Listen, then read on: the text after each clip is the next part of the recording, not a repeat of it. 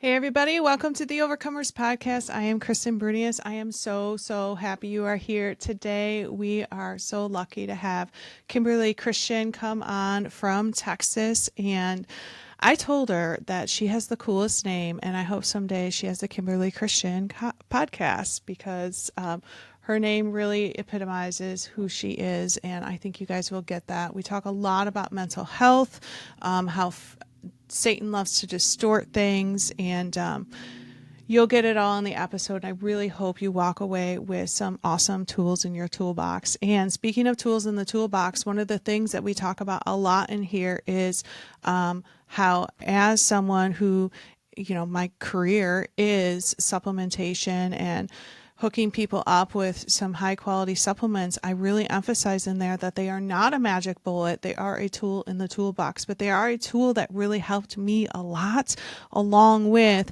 mental health therapy and reading my Bible and going for walks and long talks with my husband and good friends and all of the things. And they all come together as pieces of the puzzle. And if that is something that you're looking for, because yes, when we are struggling with mental health, we do have to pay attention to different things like, our progesterone level, especially those of us in perimenopause, and vitamin D and vitamin B, and all of those levels do matter. And sometimes supplements can make a huge difference. So if that's something that you're interested in, check out this website that's posted right here. It is soulnaturals.com. My name is Kristen, so soulnaturals.com/Kristen. Click on packages, and I would just suggest that everyone starts with the sample pack. I always think that that is the easiest place to start. You get 7 drinks as a sample. It's 4 drinks. I'm actually drinking one right now. This is like our vitamin drink. You get that as well as 3 different types of protein. One of the proteins is a collagen enhancer. So check it out there, soulnaturals.com/Kristen. It's $14.95. It comes with a $15 code to use for your next purchase, so it's virtually free. I just appreciate each and every one of you. And go check us out on Instagram. The Instagram account is the Overcomers Podcast with KB. So check that out, and we'll be sharing lots of cool things there. But for now, thank you, and let's hop right into the episode.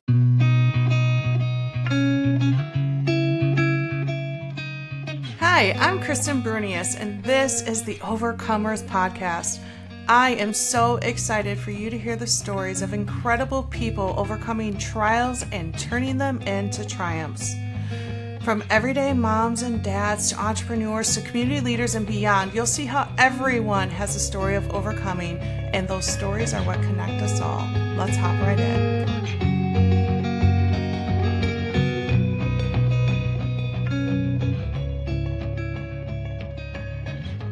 Hey everybody, we're back again with another amazing guest, and I was just telling Kimberly before we started recording what a privilege it is to record with all these people. And I feel like I want to put everybody in a room and be like, hey, you want to meet Kiwan, and you meet Lorena and Kimberly, and everybody would like be instant besties, I swear. But it is such a privilege to get to record with so many amazing people. And we have Kimberly here, and she's another awesome, now I can say friend, who I've been connected with. We got connected through a mutual friend. Kimberly's from Texas, and we met, we started chatting, we hit it off, and we said, hey, let's do this thing. And actually, it was only about 48 hours between us really having like a full-on conversation. And I think we just really felt led by the Holy Spirit, and that this needs to be heard, and it needs to be heard now. And we said, you know what, let's do it. So it's Saturday morning.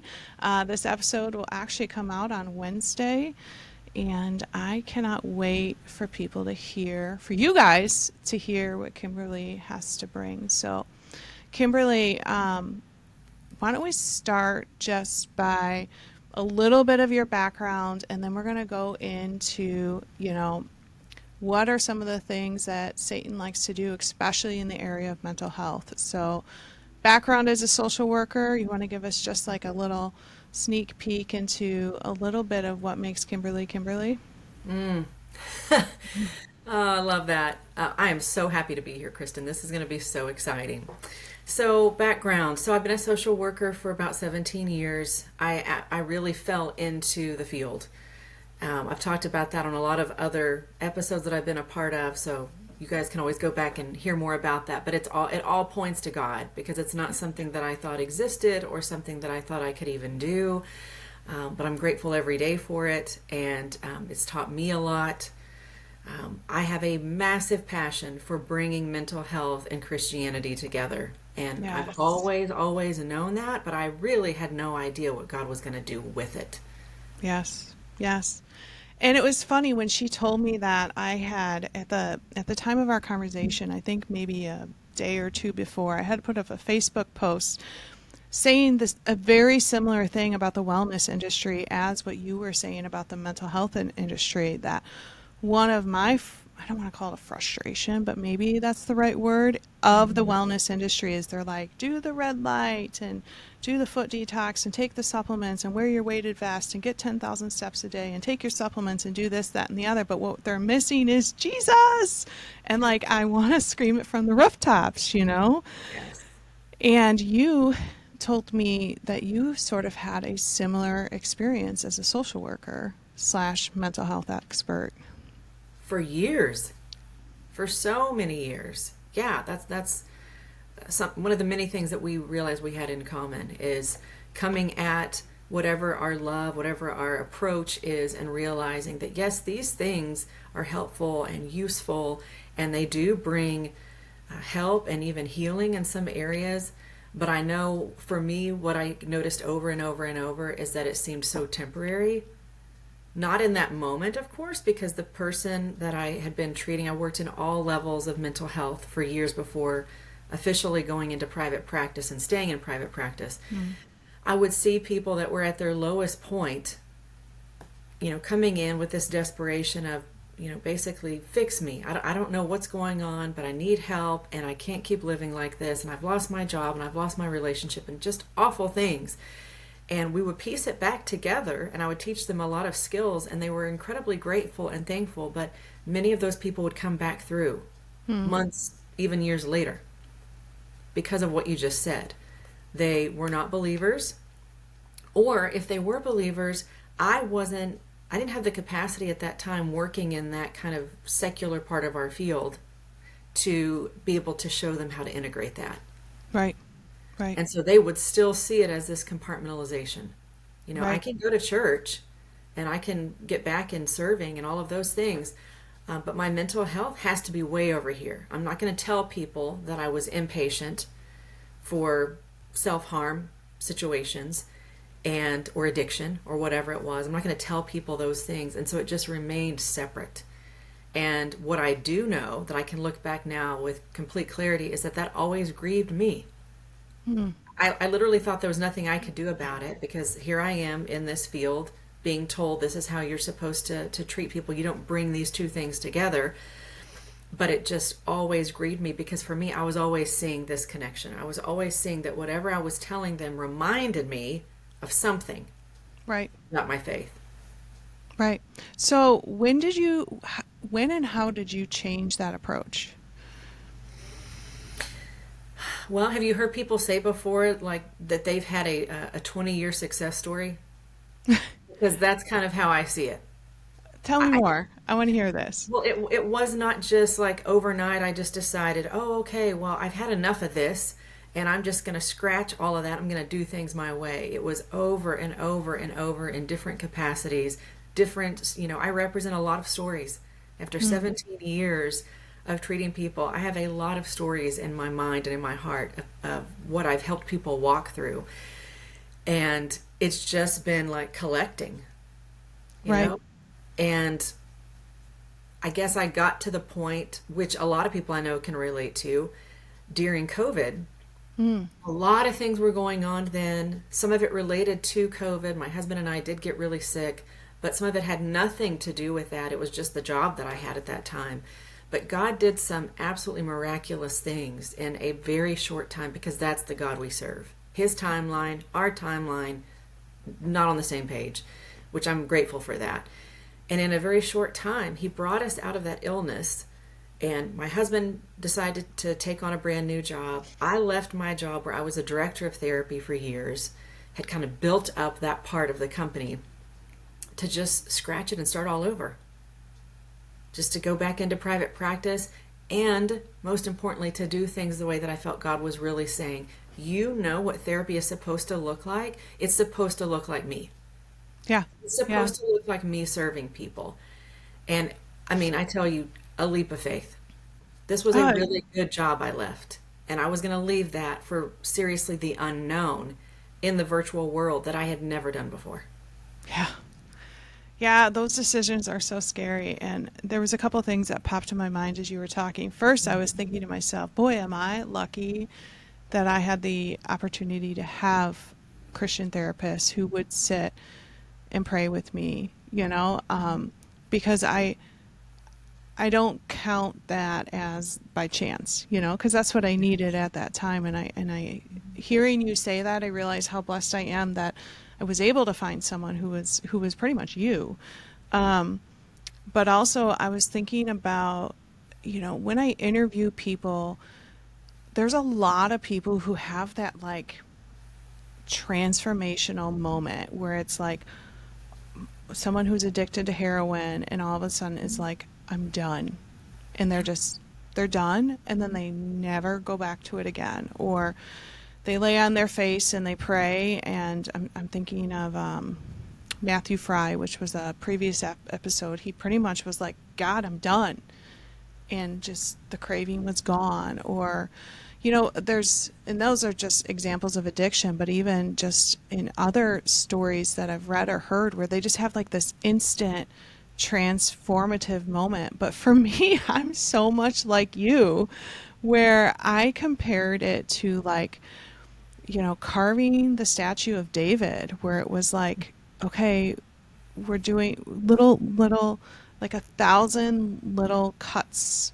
And eventually, oh, we're starting to see the face, and then we're starting to see the arm. And like, I don't know if it's stubbornness or if it's gentleness on the Lord's behalf that he takes his time with me, which it sounds like he also does with you. But it's just like, he's like, I'm gonna nudge you in this direction, but I'm not gonna tell you the whole story yet. I'm just gonna nudge you here.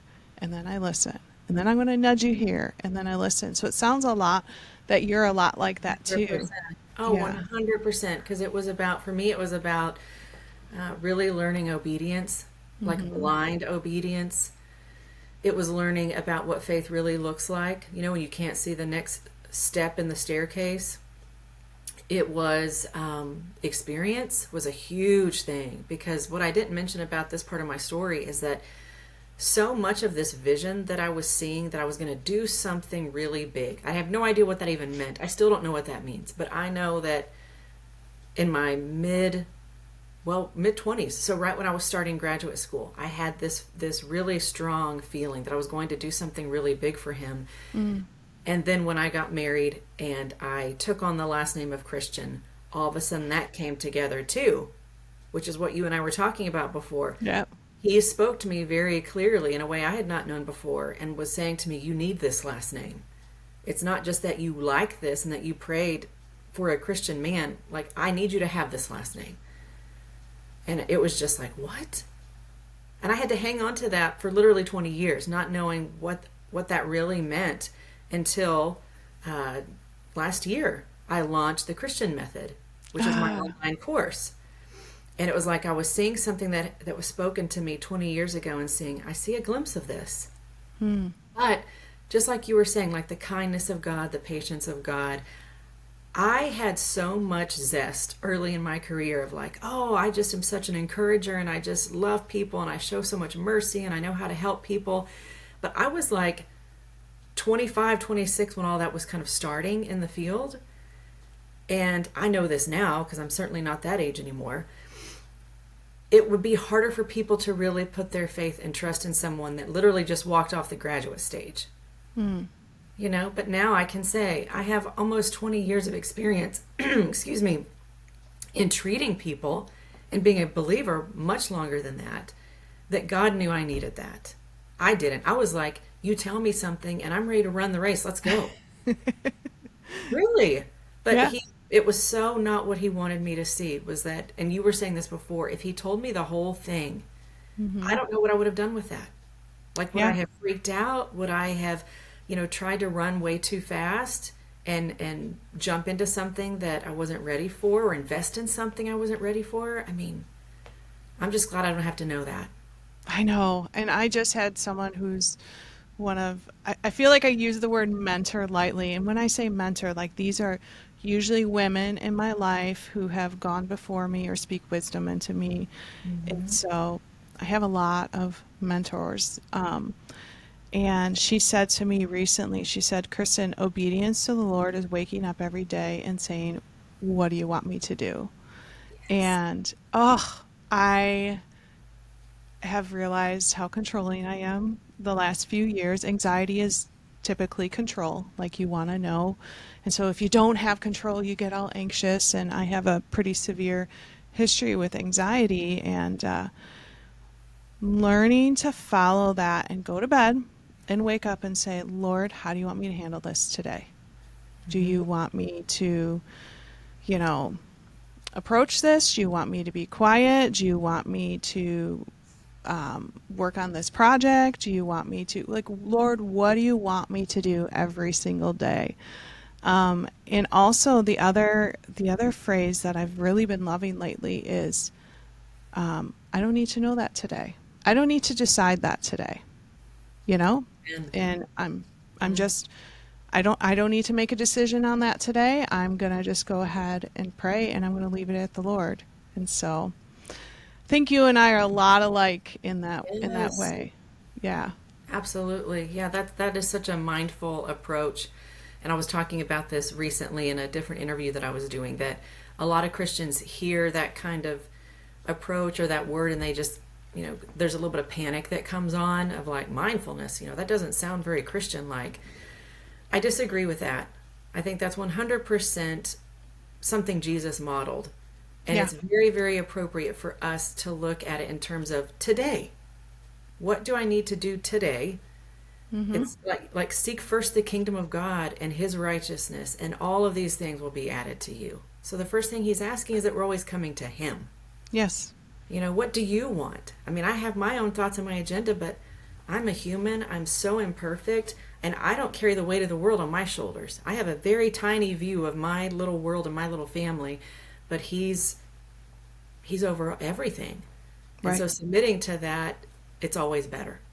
Always It makes better. it And always he's better. got he's got great big shoulders. Sometimes when I think about God, I just envision like this father-like figure with these giant shoulders and he's carrying a bunch of kids and he's got one like on his head and he's just like, I got this. No big deal. But Right.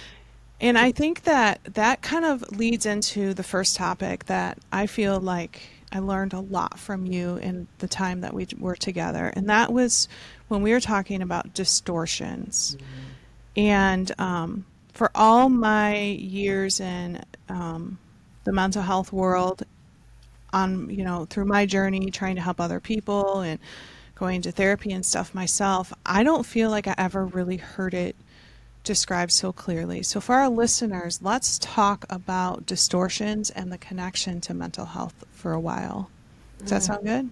Oh yeah, it's one of my favorite topics. Well, I love your honesty and your authenticity in saying, because I think a lot of people need to hear that. They may have had that same experience that they're going through therapy and they're realizing that either that's never been explained to them before or they're just not really getting to the heart of it. And I think a lot of people have come to me saying that very same thing, which is why I love talking about distortions. They affect every single person. Hmm. It's not just about, well, if I have a diagnosis and if I have a treatment plan and I have a treatment team and all of those things. No, every single person has mental health. So every single person has distortions. And the way that I think when you and I were talking that I explained it is that there's 10 common ones. There's a lot of distortions, but there's 10 common ones that I teach over and over because I want people to have these memorized and be able to catch them. It's the way that we think that has some truth to it, but it's really colored and flavored with things that are not evidence based. Mm.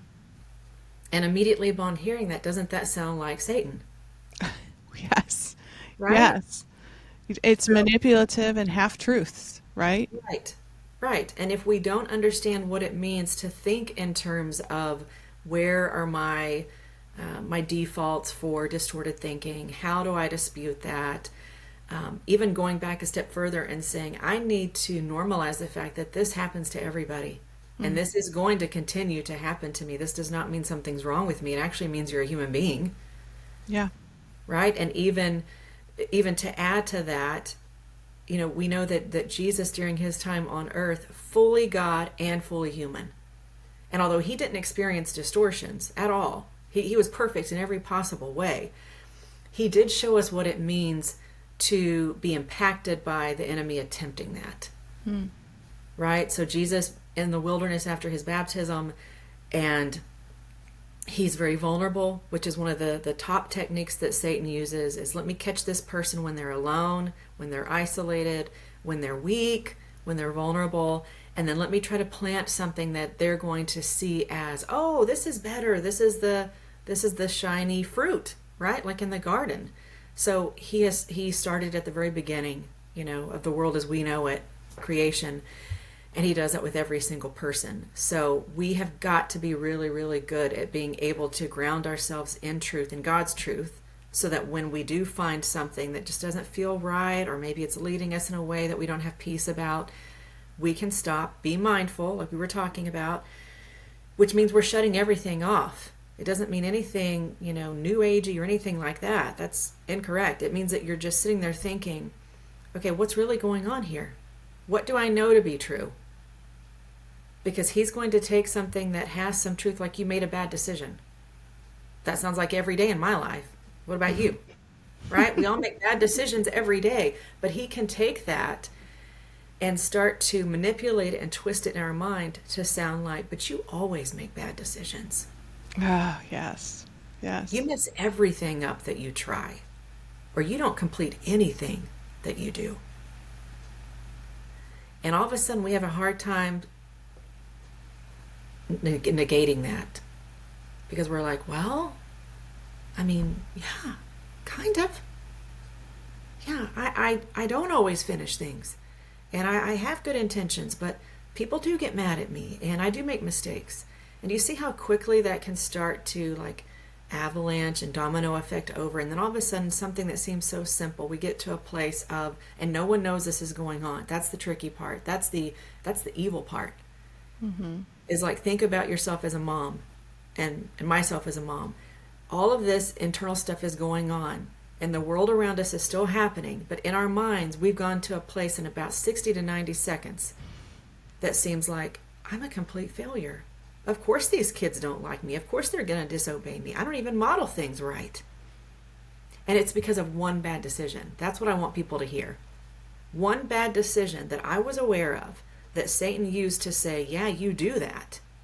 I could have stopped it with good training. I could have stopped that and said, and I'm not saying I'm talking to Satan necessarily, but I'm also not saying I'm not.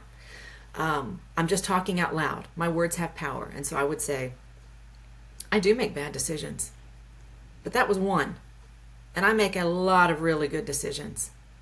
And these kids are made in my likeness and my image, and they are wonderful, and they love me, and they need me, and I love them. And that one mistake is something that I'm going to correct, but I'm not going to let that take my day. But I does love that sound that. natural? No, that's not natural. We don't do that on our own. Yeah. Yeah. And, it makes me think of Priscilla Schreier. I cannot say her first name. Priscilla. Priscilla. Priscilla. Yes. In her book, The Armor of God, she talks so much about the power of speaking words out loud and to praying out loud. And it just reminds me of that because, demons and the devil, like they can't get in your head, but Right.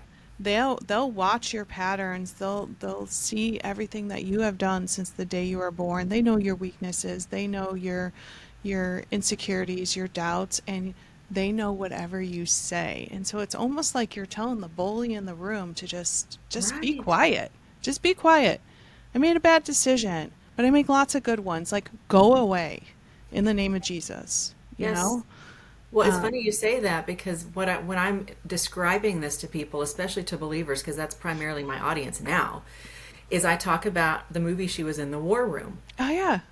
And that whole scene is what I will describe to people, or I'll even show it in a class and say, you need to see this because look what's happening. It starts out where she's just kind of talking, and then all of a sudden this energy just starts coming over her, and she's like, and another thing, you're not going to take my man. And another thing, you're not going to be stealing my joy.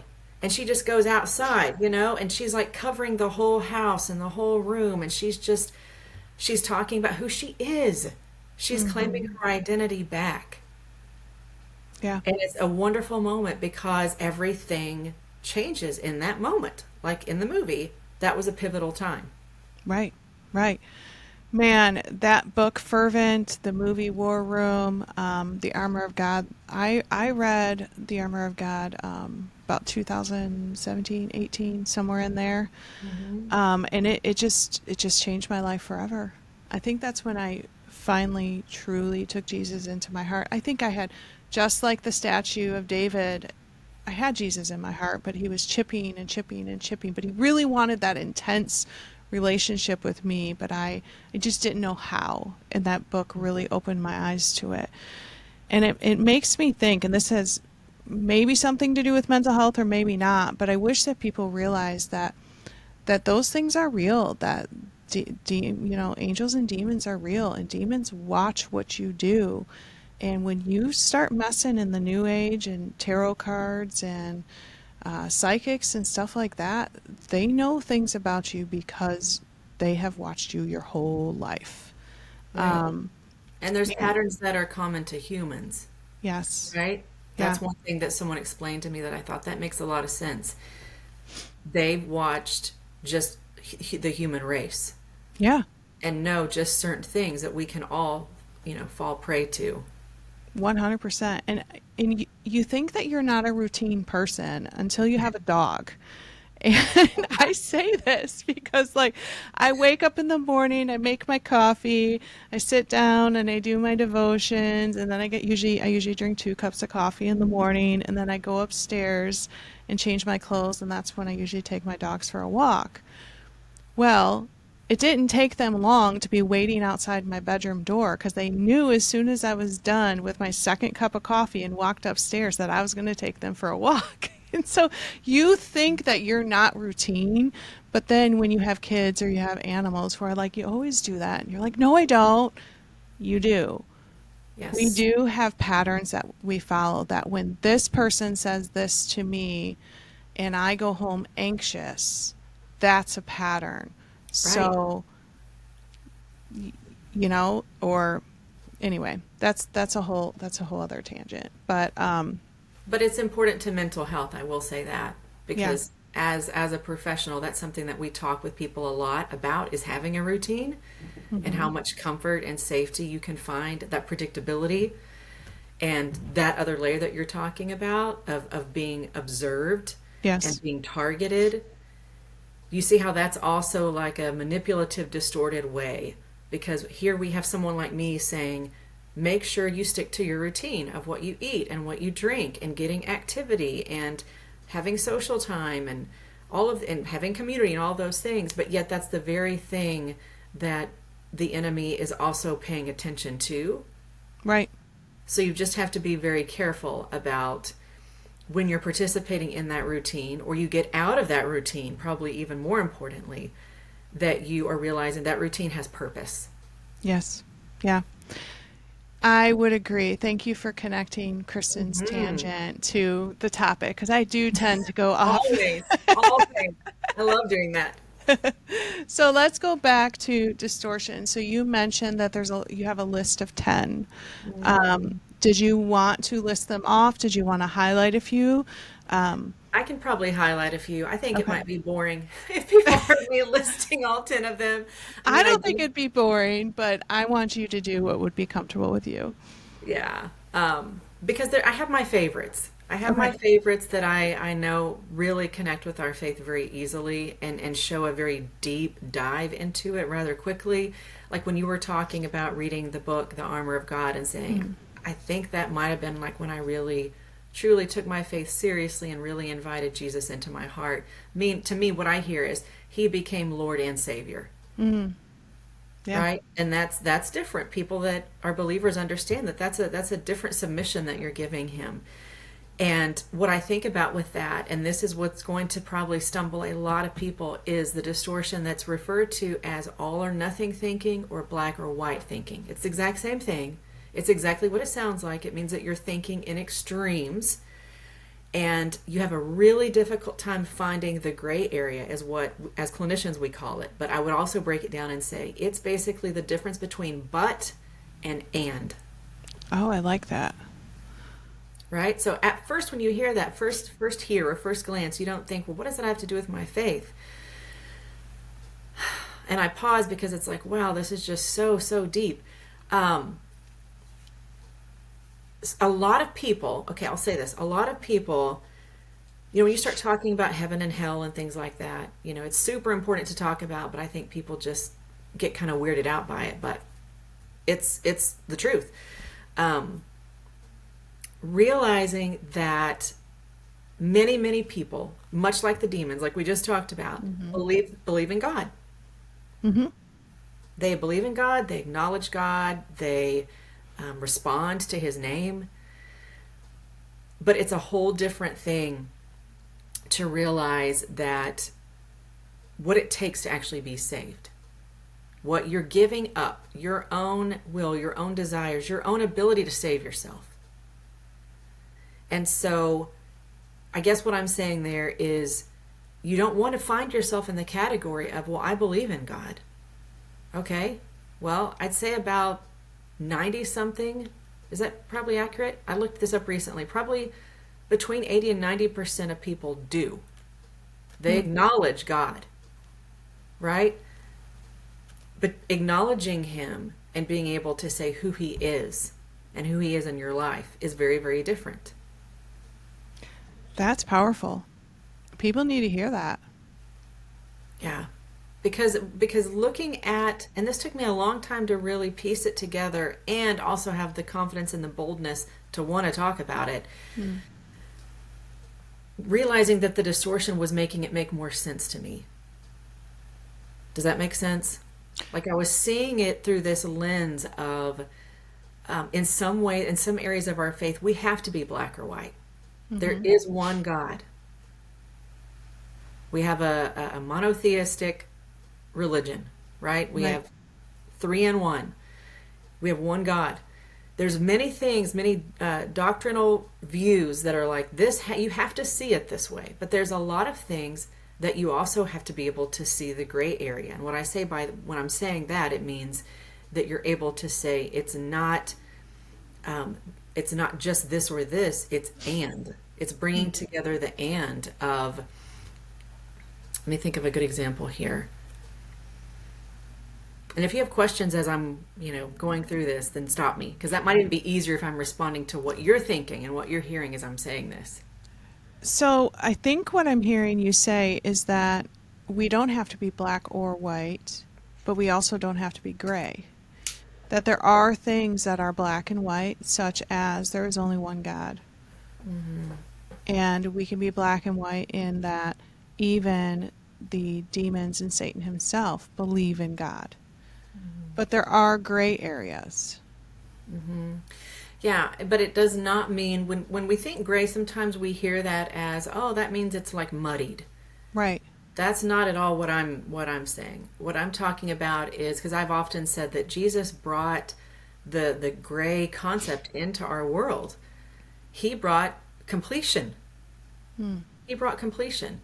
So what he did so perfectly, and in many ways, got people mad at him and was crucified over this, is that people were saying he wasn't honoring the Torah. He wasn't honoring the Old Testament, because he was saying things that in their mind they heard distorted as, oh, he's trying to bring this new, way of thinking, and we have all these 614 laws and all of these things. And he kept saying, no, you're not getting it.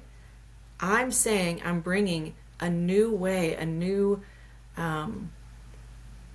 well, just new ways into this world, but we're keeping that too. Right? You have to keep the Old Testament thinking. And that same God, like one of the things I love that he said to his adversaries is, if you believed in Moses, then you'd believe in me because he spoke about me. Yeah, he does say that. And he kind of says it a little sassy too. Like, come on, Yes. guys. Like, you're not getting this. Right. Right. And I love that. I love that about his character is, Jesus was not referred to as a nice man. I mean, have you ever heard anybody say that? I've heard a lot of descriptions, but I don't know if I've ever heard anybody say he was such a nice man. Right. Right. Right? I've heard bold and courageous and perfect and mighty and assertive and merciful and loving.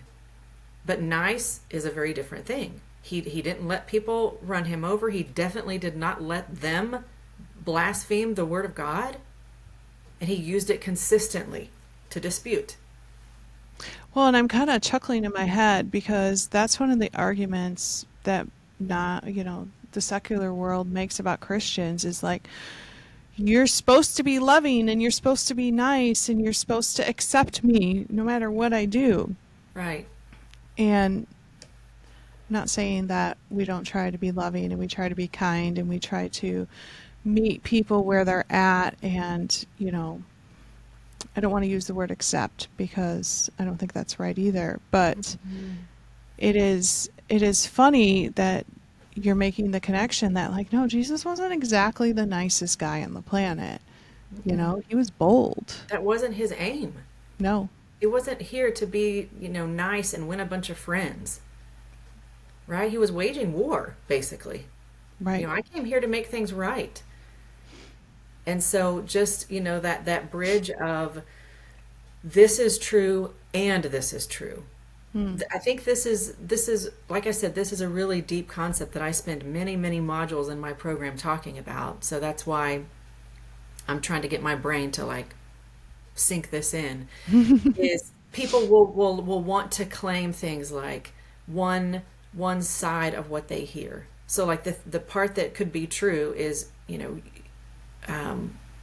people are to know us by the way we love each other. Jesus said they're going to know that you're my disciples because of how you love. And that's true. God is love. He embodies love, right? And there are some people that want to live in that camp. They don't want to acknowledge anything else, that there's a hell, that God, condemns sin, that he's going to separate the people that have not chosen him to be Lord and Savior to a place that's absent of him. But the Bible says he is loving and just. I love that. There's your and, loving and just. Right. Yeah. So what's the next major distortion that you see a lot and you're really passionate about? It would be minimizing. Oh. Yeah. Most people don't always think about that as a distortion. But it's a beautiful one because it really does bring the mental health components with the faith-based components. In the mental health world, we know that a lot of people really either play small because of what they've experienced in their own life, whether it's trauma or whatever it is that's gone on in their life, and they minimize their symptoms too. They don't come out and tell people how much they're really truly struggling. They want to keep that to themselves because it's embarrassing and shameful, and they don't want people to know what that is. So that's where the hook is, in getting people to understand, like, this is what this looks like. Okay, this is why this isn't okay. Because you don't get help when you minimize things. You're not acknowledging it yourself. You're not realizing how serious this actually is, how life-threatening mental health symptoms can be. And so you have to be able to normalize that and realize that all of your feelings are universal. There's not a feeling that you could feel or I could feel that everyone in this world has not experienced at some point. Right? So it draws all of us, and that Jesus experienced. He experienced every feeling that there was to experience. And so that's the mental health piece of it. Like, we can't minimize those things. We've got to be able to be honest and authentic and very reality based in I need help, or I'm struggling, or this is depression. This isn't just one bad day. This is depression. But the faith based side of that is the reason why we don't want to participate in minimization is when we do that in our mental health, it would be almost impossible for it to not extend into your faith relationship, right? Because if that's who you are and that those are the patterns of how you think, why would that just be shelved for that area of your life, right? It's going to extend. And so the danger in doing that is we start to see Jesus in a way of minimizing. Yeah. That makes total sense. And then we're not able to do what God has called us to do because we're not getting the help that we need. And so, if you're crippled in anxiety, you're most certainly not going to go after the career or the ministry or the whatever that he wants us, to wants us to do to glorify him. Right. And when you were talking, I was thinking from a mom's perspective, especially when my kids were little, I would hear a lot of moms, especially moms who stayed home, took a break from their career, say, "Oh, what do you do, Kimberly? Oh, I'm just a mom, just a mom." Mm-hmm. And Absolutely. that, yeah, and that kind of broke my heart because I'm like, there's nothing more important that you could do than step away from your career if that's what you choose to do, to step away from your career, to focus on your kids, whether it was long term or temporary. You're not just anything. Oh, I'm just a teacher. Oh, I'm just a mom. Or I'm just an engineer. Like, you would never say, I'm just an engineer, you know? But I think as women, we oftentimes do that. We minimize our worth, um, and that's disobedience because God called you for that chapter in your life to be with your children, if Right. that's what you were You see called that to. crossover of what you just Yeah, said. We minimize our worth. So yeah, now we're back in the faith-based camp again, right, right? So you right. see how it goes back and forth. We can't even help that because it's a pattern of the way that we're thinking. And to take it a step deeper, minimizing in the faith-based realm, and the reason why this is very dangerous and very much is going to impact people's salvation is if you minimize on a regular basis and it gets to be very deeply rooted in your spirit, then you could very easily find yourself saying, well, yeah, I believe in Jesus, and I believe what the word says about that I'm saved by his grace. But yet you see them like out the other side of their mouth saying things like, but I have to do these things, Mm. right? So that it can be good enough and big Right. enough I have and to earn it worthy enough. somehow. Absolutely. And they may really even believe that. Maybe they're even taught that in their faith background, their denomination. Maybe they're being told, you have to attend church somewhere every single Sunday. You have to be serving. I mean, the list goes on and on and on. But the point is, if Jesus isn't enough for you, if what he did was not enough for you, you're in big trouble. Hmm. You're in really big trouble.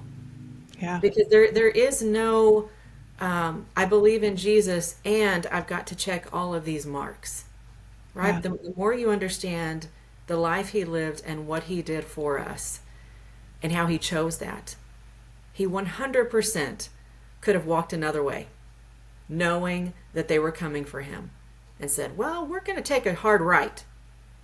He did it all those other times before, right? right.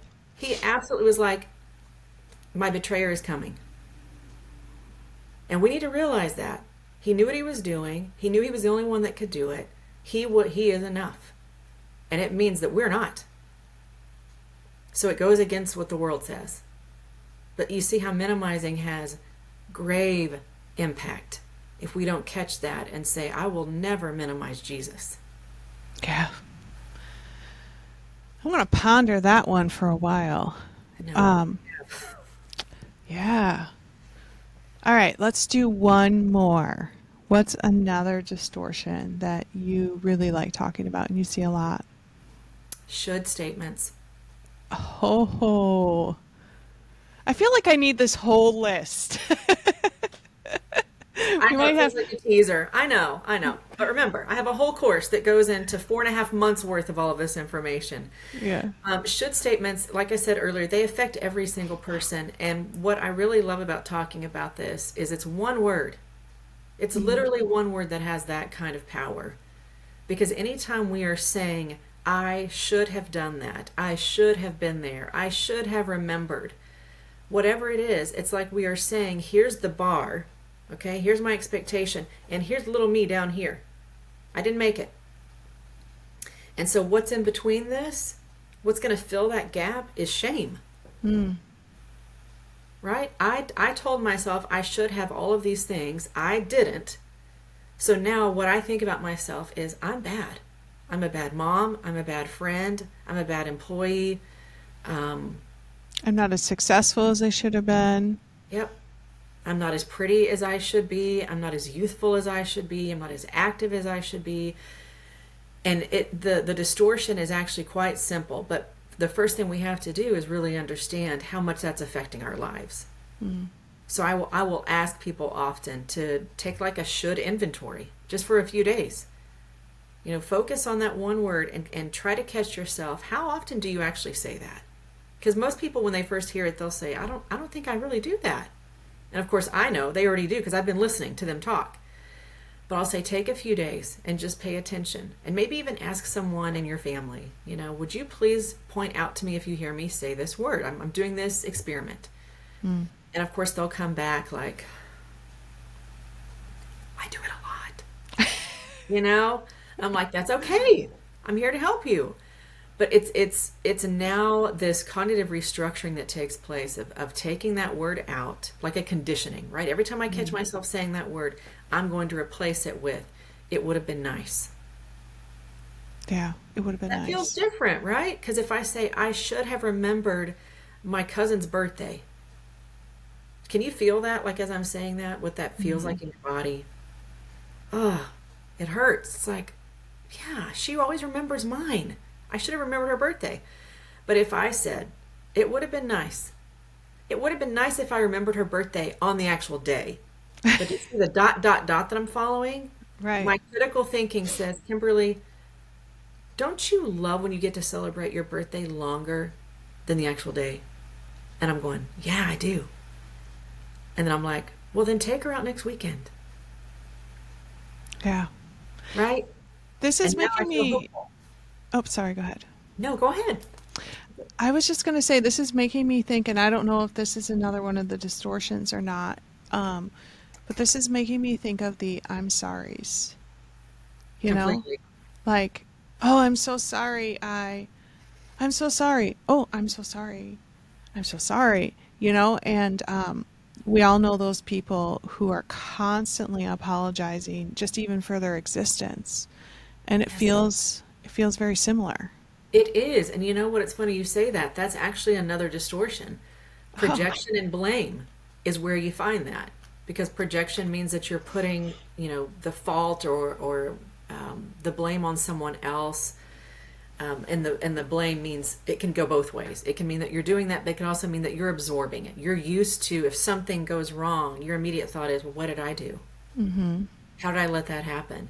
It's just an automatic default. So you are the person who's going to say, I'm so sorry. And you know what helped me to work through that? Because, you know, 20 something years ago, I didn't realize I was ever doing that at all because that's how normal it is. One of my mentors in my field, she would catch me on that and say, what are you sorry for? And the more she kept saying that and like looking at me like I had to answer that, I realized I don't know. I don't know what I'm sorry for because there wasn't anything I did.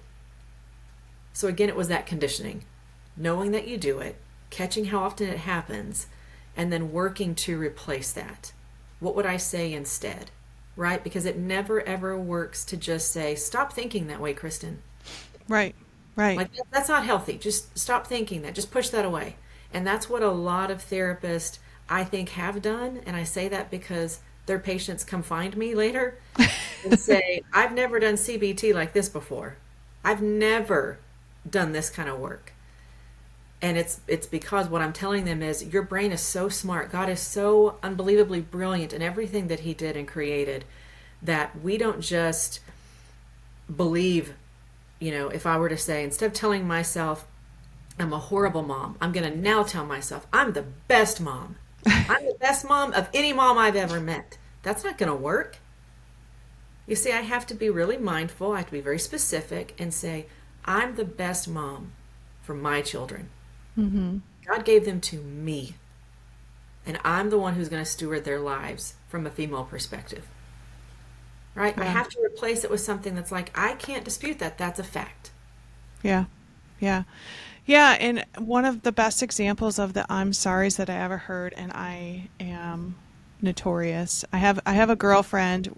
Actually, I was just in a text with her the other day, and I said, I'm so sorry for whatever. And she was like, you're not going to apologize for that. And then I go, I'm so sorry for apologize. Right? Like I didn't even know what to say. It's cyclical. It was like, but anyway, one of the things someone told me is like, let's say that you're running late. And instead of walking in the room and saying, I'm so sorry I'm late, there was terrible traffic and there was a train and then there was an accident and I just couldn't get here, instead to say, thank you so much for being patient with me. And it just like totally changes the tune of the room. And am typically a little bit of a late person. And I use that phrase often, and it totally disarms people where they're like ready to be like, you're late and, you wasted my time or disrespected me or whatever. But when you walk in the room and you say, thank you for being so patient with me, I appreciate that. It's just like, whoosh. Well, because what did you do for them by saying that? You are insinuating that they are a gracious person. Right.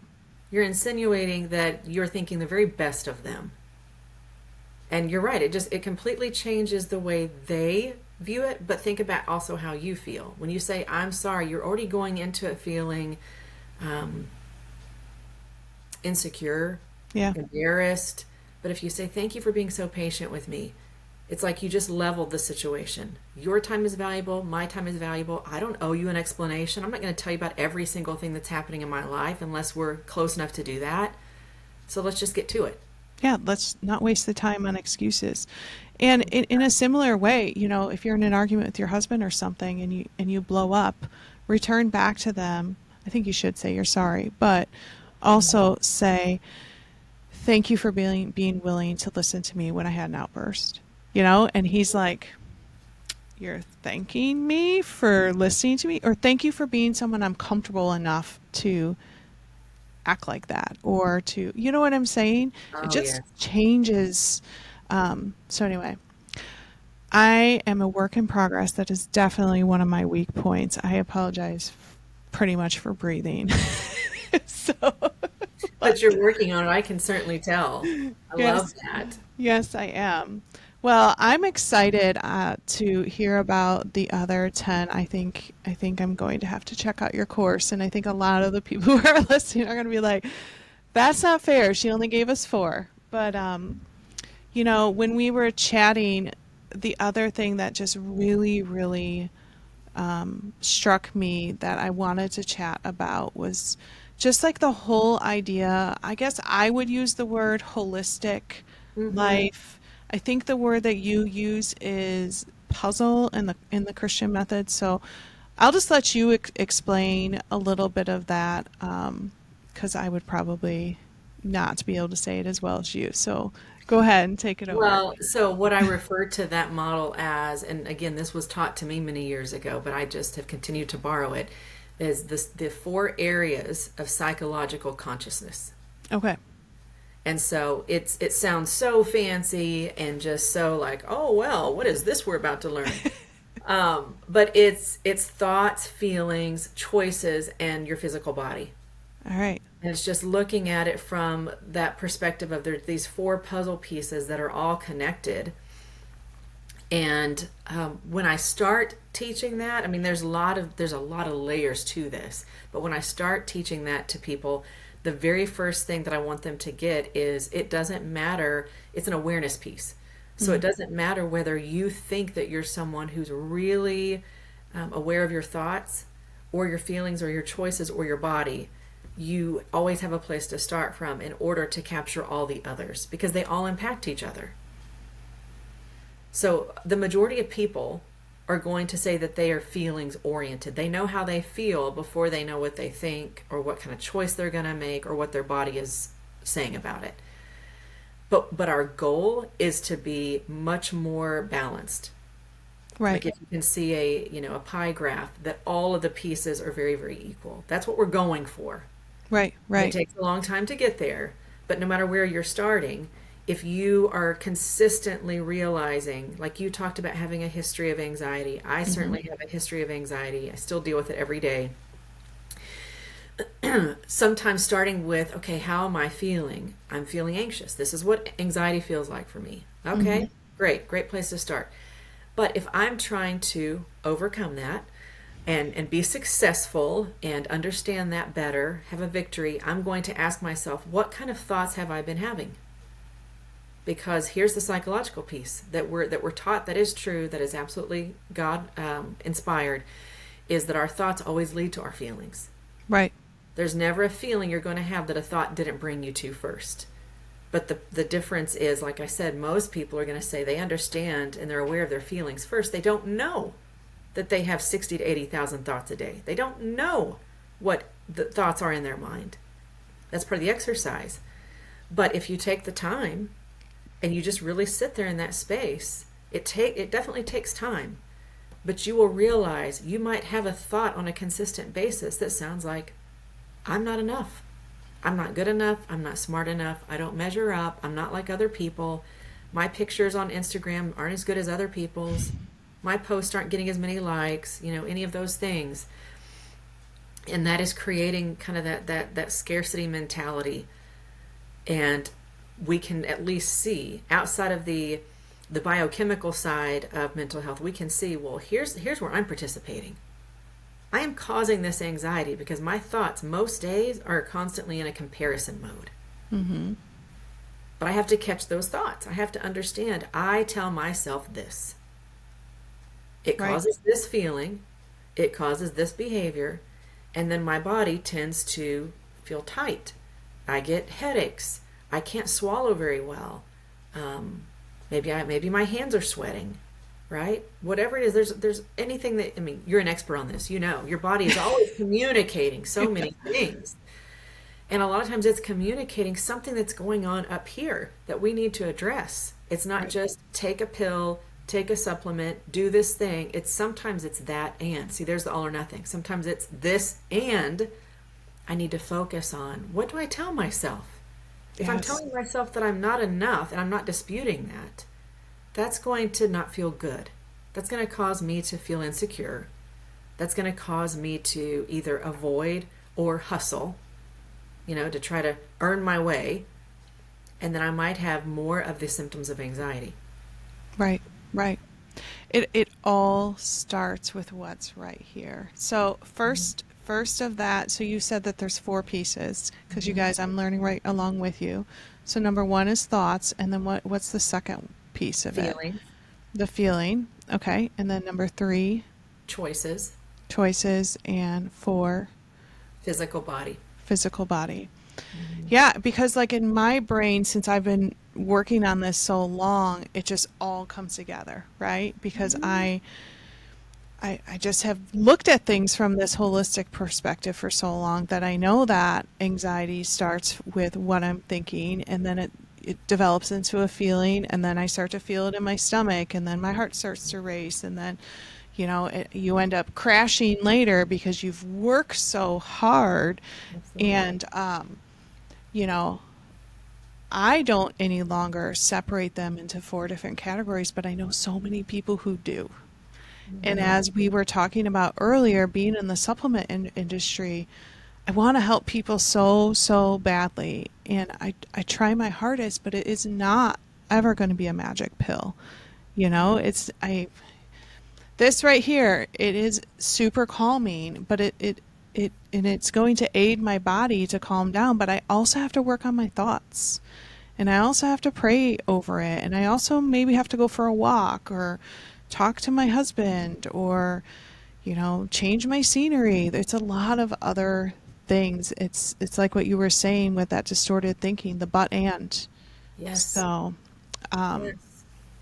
And it changes things so much for people when they have, just like we were talking about distortions before, when you have a name for something, what I've noticed is it really takes away the shame. yeah, Because teaching those 10 distortions to people, and I've had this wonderful, blessed experience so many times over the years that people are like, all of a sudden they feel seen and known. They're like, other people do that? right. You mean that has a name? I didn't realize that. And it's just beautiful. And it's the same thing with realizing, okay, here's this model that has thoughts, feelings, behaviors or choices in your physical body. And they start to see, wow, so I could actually problem solve some of my issues and not have to run to the next professional every single time. Like I can self-soothe. I can be self-reliant. Doesn't see it's another and. Doesn't mean you don't go to the doctor. You need to go to the doctor if you need to go to the doctor. And you need to be able to make sure that you're looking at this connection so that you are at least building a an independent spirit of like I don't have to go to my therapist every single time something is going wrong. I know I can figure this out. Let me Right. just look at this for a second. And if you have a lot of negative thinking, which is very common with depression in particular, then you are going to struggle a lot with anything that goes on. You're going to be more prone than the other person would be to see something less than or negative or incomplete or impossible. Right. And so catching those things is really half of the battle. Yeah. Yeah. And as you were talking, I just was marveling in my head about how beautiful our bodies are. Hmm. Just God made us so intricately, um, and even just thinking about like the functions of the body that, when we are stressed, all of the different hormones that come into play with cortisol and progesterone and we burn through vitamin D and we burn through B12 and so then we think, oh, I got to supplement with those things, which is true. Like, Yeah. that's fine. But also, let's backtrack. Like, why are you burning your cortisol and your progesterone and your B vitamins? Which goes to exactly what you're saying about like the choices and the thoughts and the feelings and the actions, because God created our body and it so intricately that when we are in times of stress, He has certain things in our body that go up and things that we burn through and things that we need to replace. And, if the lion is chasing us, of course, our brain's going to say, run. It's doing what it's supposed to be doing. Right. But if we live in a constant state of fight or flight, then we got to stop something because, yes, our body's beautifully made and meticulously made, but it's all of those things all together. And I think he's pretty cool for doing that. And causing us to need to be aware of it Yeah, to work in alignment with him. right. Right? Like I told you about those four pieces, of course, but then like the middle, it's like a lens that would go on the top of that kind of circles that brings all those four pieces together would be faith. And it's saying all of those areas impact your faith, and your faith impacts all of those areas. So if you're really struggling in your faith relationship, you are probably thinking God is not near. You're probably thinking God doesn't care about your details, or He is holding something back from you. You're feeling angry, disappointed, frustrated, lonely, doubtful. So your choice would be, well, I'm going to pull away. I'm going to withdraw. I'm going to isolate. I'm going to, not engage in my community. And then as a result, you'll see signs of depression coming on. Mm-hmm. Your body starts to feel heavy. It starts to feel pain in different areas. You just lose your motivation, your energy, all of those things. So just like taking it all the way back full circle to what we talked about in the beginning is there is no healing outside of Christ. None. And yeah, there just isn't. So, but when you incorporate him into that, it changes the whole way that you work through whatever the issue is. You're always consulting him. You're always thinking about, how does he want me to think? How does he want me to see myself and my body? Mm-hmm. And how does he see me? Mm-hmm. Because sometimes we forget that in our deep, dark moments of, he loved us from the time we were in our mother's womb. Mm-hmm. And he knows the hairs on our head, the little details, the things that we love, the things that make us nervous. He probably laughs at some of the dumb choices that we might make, but he knows the reason we're making them because he's written the whole plan. Right. Yeah. He really, really designed us in just such a beautiful way. Well, I think that is a great place to wrap it up. If there's somebody who's listening to this today and is thinking, okay, this was a little bit over my head, how can you encourage them today to, just to step outside the typical box and to realize that all starts with faith? Well, I can relate to that. First of all, this dream, this vision that I was expressing that I had for many, many years, it was weighing on me so heavily because it felt so overwhelming.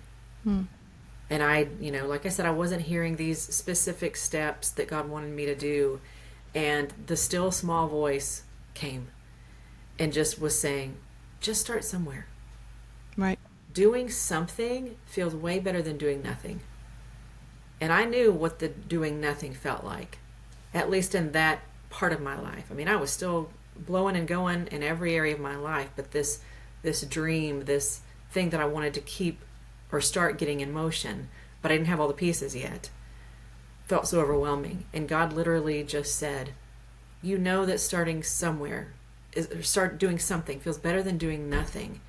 And so that's what I would tell people, is think about what is the one thing that I could break this down. Maybe this does feel overwhelming. Maybe this does feel like I don't even, here's where the distortion could come in. You can immediately think, well, I probably can't afford that.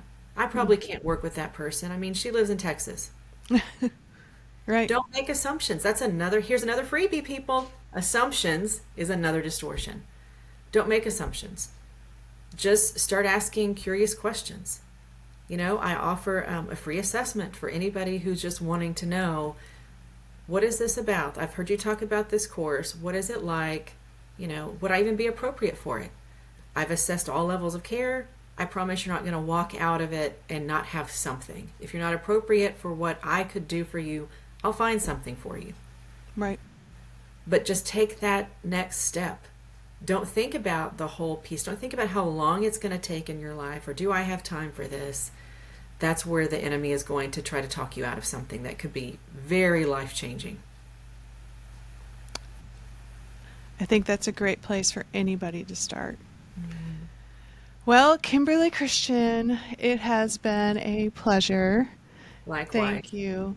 Thank you. This was like one of the fastest hour episodes ever.